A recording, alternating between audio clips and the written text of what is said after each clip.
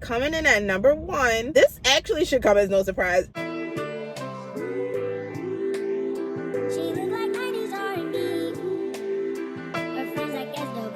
Hey friends, it's Trinae, aka Trinae JXO. Welcome back to my channel, guys. Today we have just a little bit of a different kind of scenery. I wanted to try something different. I don't know. And also, it's super nice out today. So yeah, anyways, we haven't talked about fashion in so long. I don't know. Something came over me. I'm just getting back excited about fashion again, paying attention to what's happening on the fashion streets. Today I wanted to talk to you guys about some spring 2025 trends. We're going into the spring season. The weather is finally breaking, thank the Lord. Usually I just give you a roundup on the trends, not necessarily like how I feel about them. I just didn't necessarily feel the need to do like a trend roundup for this season because there's such an influx of that sort of content all over socials, be it Instagram, YouTube, or TikTok. As opposed to doing that and just blobbing on about the trends, I wanted to rank the trends from best to worst. This is all in fun, kinda. Nobody should take offense to what I'm saying. This is solely, strictly based on my opinion, but I do know a lot of people come to my channel to look for my opinion and my perspective when it comes to fashion and style. I know you guys trust my taste level, so that's what I'm here to give you guys today. There were a lot of different trends for spring 2025 based on my research. For all intensive purposes, I just narrowed it down to what I felt like were the top 8 trends, the ones that I kept seeing. And I have my little notes here, so I'm referring to this. So if you see me looking down, that's what I'm looking at. In case you aren't familiar with what the trends for spring 2025 are, here is like a little comprehensive list so that we all can be on the same page. And then we'll get into it a little bit more when I'm telling you guys my ranking from best to worst. So we have pastels, Americana trend, plaid, nautical or summertime prep, maximalism, menswear, boho 2.0, which I think is like one of the most popular, so that might not come as a surprise, and everyday sportswear. Now that we've gotten that cleared up, let's get into the juicy stuff. I'll be ranking them from, well, I said best to worst, but it's really worst to best. So coming in at number 8 for me is going to be the Americana trend. So when you think about the Americana trend, think of Ralph Lauren is like the easiest way that I can sum it up. The American flag motif, a lot of denim, like Canadian tuxedo, just incorporating denim into your outfit, workman jackets, stripes, pops of red, which Ralph Lauren embodies. I also forgot to include cowboy inspired fashion, western inspired fashion, cowhide fringe, suede, cowboy hats, you know, right on time for Cowboy Carter. I ranked the Americana trend as number 8. Nobody is checking for America right now. I'm not feeling very patriotic. Despite the few civil liberties that we have left, it's no shade, but given the state of the nation right now, why would I want to walk around with an American flag on my shirt? I don't. To be completely honest with you, I don't really remember the last time I was feeling patriotic. If there was any time, now would 100% not be the time for that. Being an American is a little embarrassing at the present moment, so yeah. This feels so uninspired to me. Like, fashion is always a reflection of the current times. And I just feel like this is a Hail Mary to try to like throw a rug over a hole in the floor. Like, sure, let's all pretend like we're feeling so patriotic and like, yeah.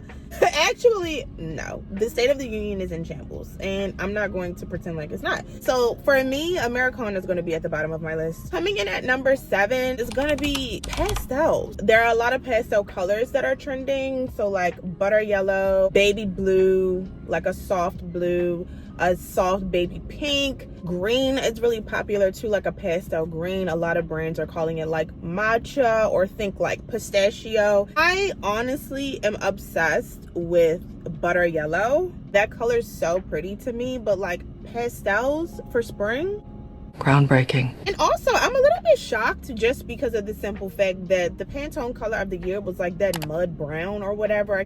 Where did pastels come from? I'm not quite sure. Although it's not shocking just because we haven't had pastels trending for quite a few spring seasons now. So, you know, what goes up must come down. Coming in at number 6 is going to be plaid. This was actually shocking to me because when I think of plaid, I just never associate plaid with the spring. I think about the holidays and Christmas, but you know, along with plaid, gingham is also on that list, and gingham does feel more spring and summer like to me. So I mean, I guess maybe, but it is nice. I do like the fresh take on the idea of plaid. I'm very interested to see how this will be translated into spring looks. So yeah, I don't know, maybe I'll have to figure out a way like to give up some style inspiration for plaid for spring.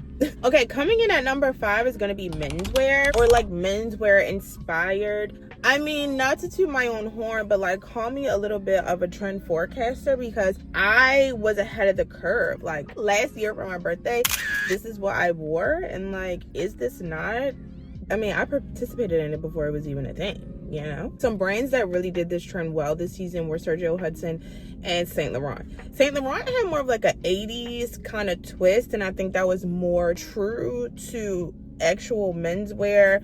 Sergio Hudson, I feel like, just really designs for women, so it had more of a feminine touch to it, but I enjoy both of them. I'm excited for the Met Gala this year because the theme is black fashion, menswear, dandy, which all kind of coincides with like the menswear inspired trend. So I feel like that's pretty interesting. I'm excited to see what the looks are going to be, but I did place it at number 5, like dead in the middle, because while I do like it, it's nothing that we haven't seen before. I mean, essentially it's just a suit. So there's that. Coming in at number 4 for me is gonna be like boho 2.0 or boho chic, and I really am enjoying this. It's cooler now.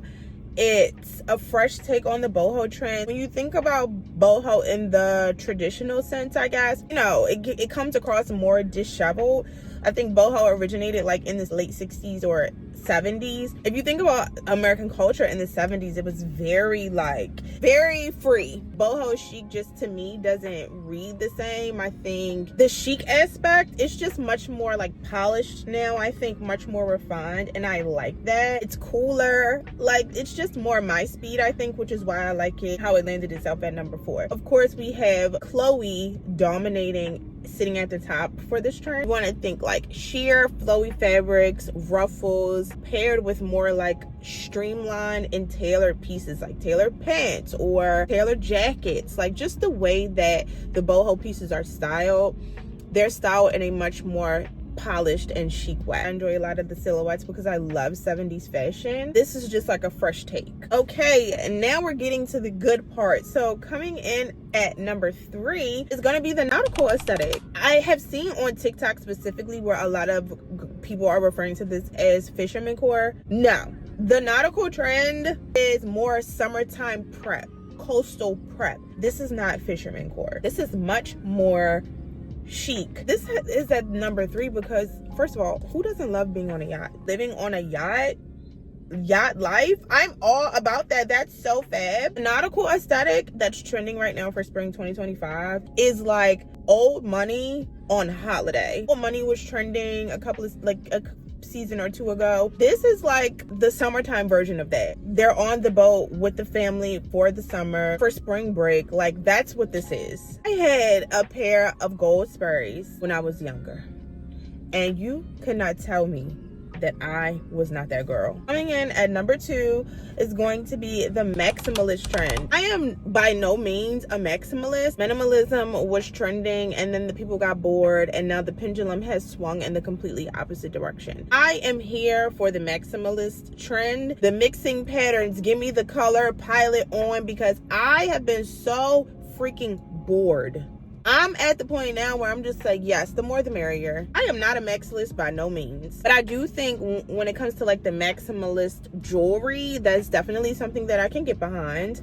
But I'm very excited to see the styling and just like the maximalist looks. I saw this brewing when the people started with the bag charms. I'm all about it. Like, let's wake things up, okay? Because, and now the moment that you've all been waiting for, coming in at number 1, my top spot for spring 2025 trends. Everyday sportswear or elevated sportswear or whatever you want to call it. This is so my wheelhouse, right up my street. It's like sporty, but make it fashion. This trend is all about taking sportswear and incorporating it into your everyday wardrobe, making outfits out of it. This is really funny to me though, because it's a reflection of the time.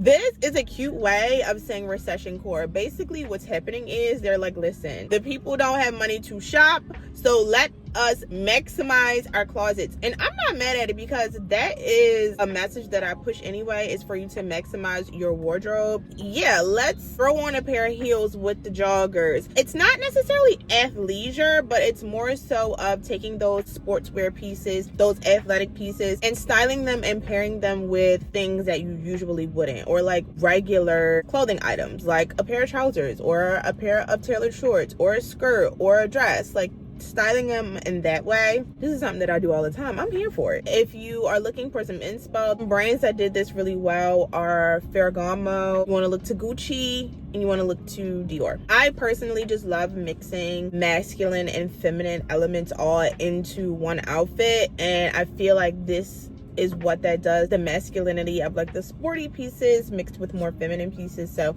I'm really excited for this trend. All right guys, so that's my ranking for best to worst spring 2025 trends. What are you thinking about this list? Do you guys agree with my ranking? What would your ranking be? What trend do you feel like you resonate with the most, or are you most excited to try? It was fun talking fashion today. Like, we should do this more. That's all for today guys. If you enjoyed this video, don't forget to hit the thumbs up button and make sure you subscribe to my channel if you haven't already. And until next time guys, bye.